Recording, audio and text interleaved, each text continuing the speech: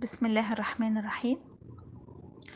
أبمي عزت فخر की साथ सहील साहिब का कसीदा पढ़ूंगी। هل أنت جسد بلا روح؟ هل ذكرك في الحياة مقتصر على الفراش؟ هل حصرك الرجل في قالب الجسد فقط؟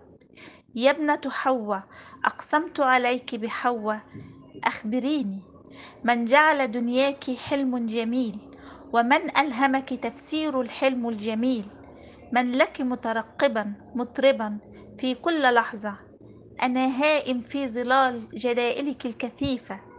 هل منح الشفق الحمر لوجنتيك؟ أنت محل حسد الياسمين والروضة، لك جسد مرمري كما لنور محل تاج محل، منحت روضتي الرونق، بهاؤك أينع جنتي، لست بحاجة أن تكوني مجرد جسد، أنا أؤمن أنك روح الزمان وروح الحياة.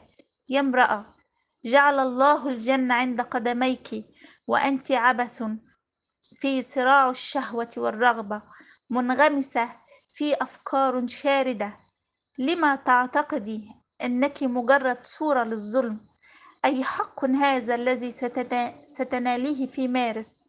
أي سحابة كرم ستغدق عليك؟ أنت لست مجرد جسد، أنت روح الزمان وروح الحياة، أنت صنيع جميل من يد القادر.